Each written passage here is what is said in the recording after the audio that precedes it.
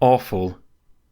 This is truly, truly awful. And what I am actually referring to when I say this is truly awful is that this whole thing on September the 10th, 2025, Mr. Charlie Kirk got unlived by a perpetrator who was in his early 20s with a long-distance weapon.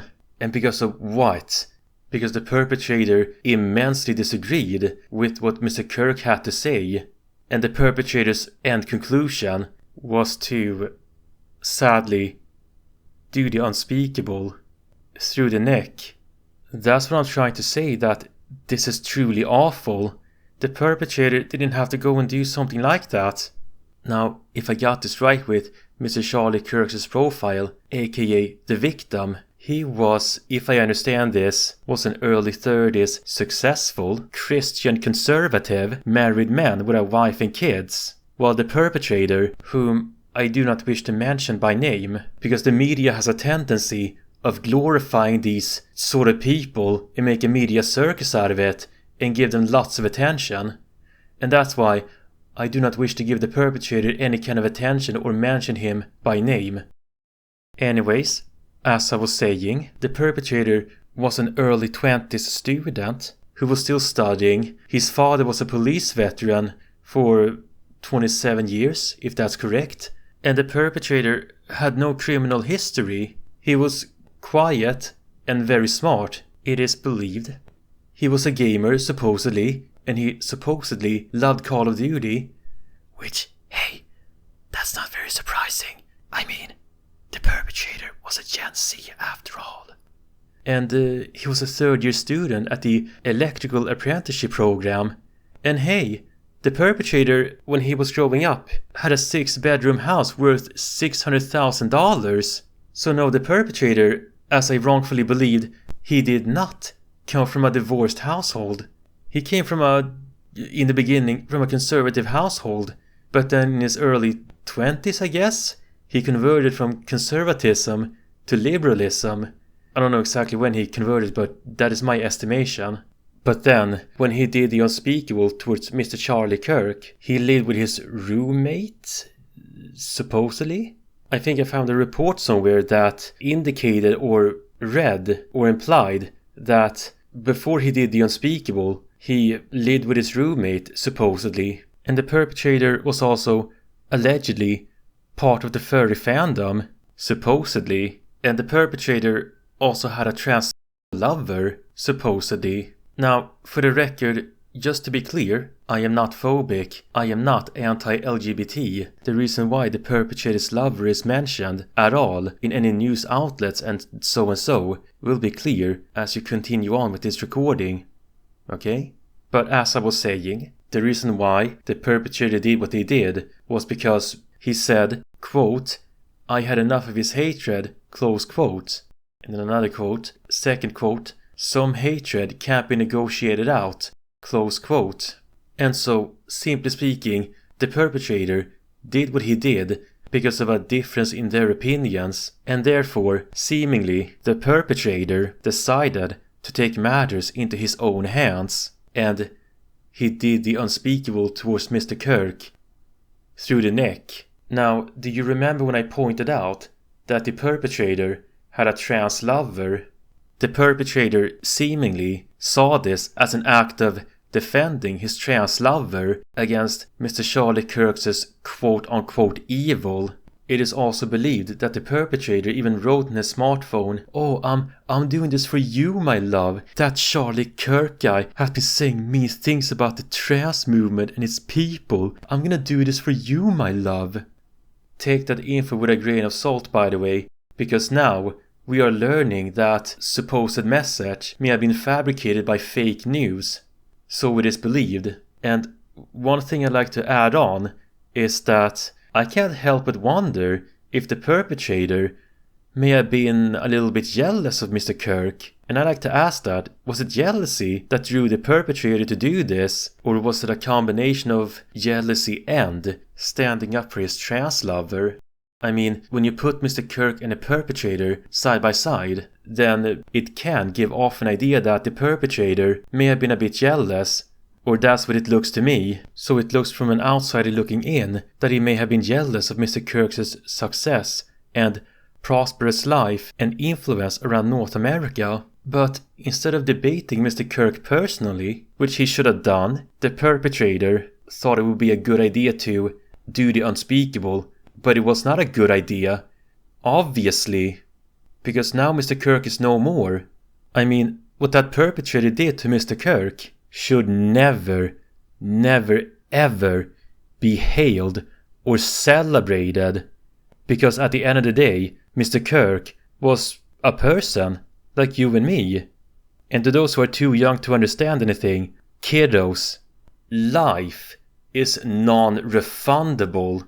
You can't get that back. And it has no reset button. You can't reset life in the same way as you reset your PlayStation or your Xbox.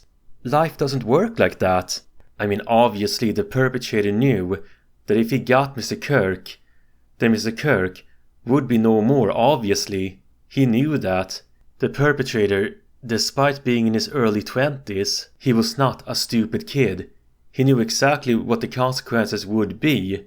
But even though this is in fact a bad thing to do, in his mind he was very much convinced that this was for the greater good, so the thinking went, and so he didn't want to acknowledge what he did was in fact bad.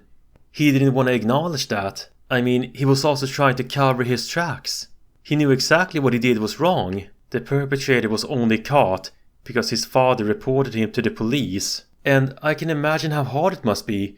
You are a police officer, and you've been a police officer for, I think he was 27 years. And your motto has been protect and serve. But then sometime later, you meet someone down the line, and then that someone makes you fruitful. And as you work as a police officer, apprehending troubled teenagers, and you send them off to juvie, you get back home to your new life, or lives in plural. You hold them in your arms, you look at them, and you hope to God that your own kids are going to follow your example and keep the peace. But alas, that wasn't the case of the perpetrator. And so the perpetrator's father reported him. That must have stung, by the way. And what is the other end result of all of this? An adult man, a real adult man in his early 30s, with his own family, who is successful in his own way, is now no more. Mr. Kirk is no more. And Mr. Kirk supposedly was a well-beloved figure, not just in the alternative news sphere or the conservative sphere, supposedly. A lot of people said, I liked Mr. Kirk, he was very friendly and we got along and he was so honest and down to earth. However, Mr. Kirk's opposition, supposedly the liberals, not all liberals, not everybody who is a liberal, but, the extreme kind of liberals, the extreme liberals, they hated Mr. Kirk with a capital H. They called Mr. Kirk a hateful, bigoted Yahtzee. I mean, every time an extreme liberal group finds someone, like Dr. Peterson for example, or Mr. Gad Saad, or Mr. Ben Shapiro, they vilify that person, like Satan. Anyone who speaks up against these modern day concerns, like the whole transgender movement, I mean basically that's what it is. It's like a trend to be trans. Anyways, anybody who speaks up against these modern day concerns are labeled as bigoted Yahtzees by the extreme liberals. Even though research has proved that people who transition from man to woman or woman to man, those kids or teenagers or young adults later on self-delete themselves. And when you have people like Dr. Peterson, Mr. Shapiro, Mr. Gad Saad, who speaks up against these modern day problems, then all of a sudden the extreme liberals are very quick to vilify these people. But, I know Dr. Peterson is not a bad man, or Mr. Charlie Kirk, they're not the bad guys. That young 20-something perpetrator, he was obviously a troubled young man, which is why I have chosen not to name drop him, and I do not like the whole thing about the mainstream media trying to romanticize this. You know, supposedly, if this is true, the perpetrator, before he did what he did, he sent some romantic text messages to his trans lover, supposedly. But that's not really what my main issue is about who does who in the bedroom. What it is that actually makes me cringe is when the mainstream media takes Mr. Kirk's body of work and twists his words and makes his legacy out to be something much horrible. Like, they're trying to make him out to be a bigoted, hateful Yahtzee. It is as if some of the mainstream media, not everybody in the mainstream media, but it is as if some of them are trying to portray the perpetrator like this cool, mysterious, anti-hero Batman kind of a figure. No, the perpetrator was absolutely not a Byronic hero Batman kind of a figure. No, he wasn't. Actually, who the perpetrator was, he was a troubled young man who, in combination with his psyche and his thought pattern, somehow got a hold of a lethal weapon that should not have been in his hands. And then there is the mainstream media, who also complains about the whole, we should take away all the guns in the US, no more guns for anybody. People, it isn't really about the guns or anything like that. What it really should be about, what it is really about, is a person's psychology, their mental health and their state of being. That is what it is really about, in my subjective opinion. And then when he got a hold of that firearm, he proceeded to his next plan, to undo Mr. Kirk. And that should not have happened. I wish he never did that, by the way, that young man. I wish Mr. Kirk was here with us. But because, supposedly, if this is true, the US doesn't do any psychology evaluation or mental test or anything like that. A firearm can end up in anyone's hands, even mentally ill people or who are prone to violence or who would like to undo themselves or other people. But everybody is not the same. That young 20-something perpetrator is not Mr. Kirk, and Mr. Kirk is not that perpetrator. They are two different people. And that perpetrator, how could he do that to Mr. Kirk? How could he?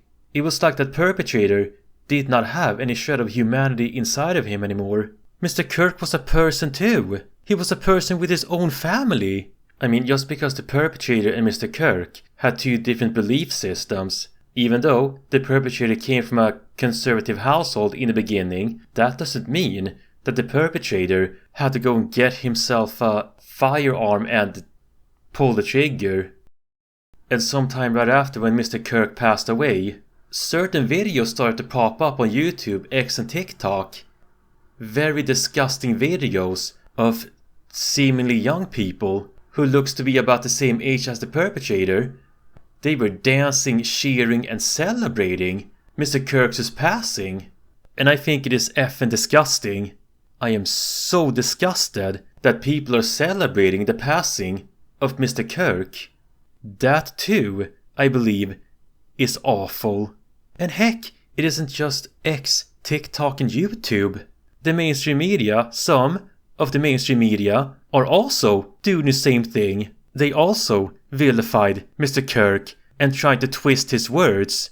And I don't like that. And I don't like it how, as soon as somebody speaks up against these cultists and what they believe in, and their church of Vogue, I mean, that's what they are essentially. Their blue hair, horn-rimmed glasses, their lingo, they are cultists, essentially. Because as soon as they find someone who speaks up against these issues, then all of a sudden you are the bad guy, and they will entrap you in this Kafka-esque trap. And that's the way they rigged this game. They set up the rules and rigged the game so that no matter what you say, you cannot win or have any good counter arguments. Because that's the way these extremist liberal types set this up. They are the heroes like Superman, and you are the bad guy like Lex Luthor. Sometime right after, when Mr. Kirk passed away, some people started to identify him as a martyr. And I am not entirely sure what to say about that. I'm not sure what to say about the whole Martyr thing. Not sure about that. And I am not sure about the whole North America waking up to what is really going on. I mean, Mr. Kirk was the trigger point, no pun intended, to wake a lot of people up, sadly. And I guess I would like to say that my heart goes out to Mr. Kirk's kids. Because now, Mr. Kirk's kids are now gonna grow up with no father figure in their lives. And that's not a good thing. That's a bad thing. Because research has actually proved that kids who grow up with no father figure in their lives are more likely to join a gang of hooligans or troublemakers and do crime. And that's the negative impact of growing up with no father figure. All kids in the world should have their mommy and daddy. All kids around the world, if this was up to me. And now that Mr. Kirk's family has been torn apart by the perpetrator, now you might be wondering, what does his wife have to say about all of this? She forgave him. I found a YouTube short where Mr. Kirk's wife forgave the perpetrator. But I really wonder what Mr. Kirk's kids have to say about that. Well, of course, they probably don't forgive the perpetrator yet. Because they're kids. And kids are angry, emotional, egotistical, selfish, and they want stuff. I want this and I want that. And so I actually don't think Mr. Kirk's kids have in their hearts forgiven the perpetrator yet. And what I mean by yet is maybe they will years later when they are much older. Maybe. Now I only have a few minutes left in this recording, but if there's anything that I would like to say to Mr. Kirk's kids, then I'd like to say what I believe Mr. Kirk would have wanted for you kids is to... well, you know what? I think I should first of all point out I don't have any kids myself. I'm an uncle, and to be frank, I don't know how to handle kids. But I would like to say that if there's something I do not want for my kids to be or become when they get older, I do not want my kids to be poorly educated, misinformed, misguided, and especially misguided by the wrong crowd or by troublemakers or bad kids. And I especially do not want for my quote-unquote kids to become the next Scooby-Doo or to become just like that perpetrator. That is not what I want. If I was a parent, if I had my own kids, then I wouldn't want them to grow up in a messy household or in a messy environment or to lie and cheat and be irresponsible all the time. I don't want that, and I wouldn't want my own kids to have a contradictory or an incoherent belief system. And belief system, I'm not talking about religion, that's not what I'm talking about. I mean their inner belief system. These are essentially the negative aspects of what I do not want for my own kids to have if I had kids. And I am very certain that if Mr. Kirk was alive and I talked about my do not want list if I had kids, I'm pretty certain he would agree with me, I guess. But if, let's say, I myself had my own kids, then what I would like my own kids to become if I had kids myself is for them to become responsible adults and meet new people, travel around the world, take an education, grow big, grow strong. And what I believe Mr. Kirk would have wanted for you kids, and what most fathers would want for their kids, is for you kids to grow big, grow strong, grow healthy, and grow smart. Because that is what I think what Mr. Kirk would have wanted. Rest in peace, Mr. Charlie Kirk. You didn't deserve all of this hate. And I know better to listen to what some of the mainstream media says about you. I know. You're not a bigoted Yahtzee. I know.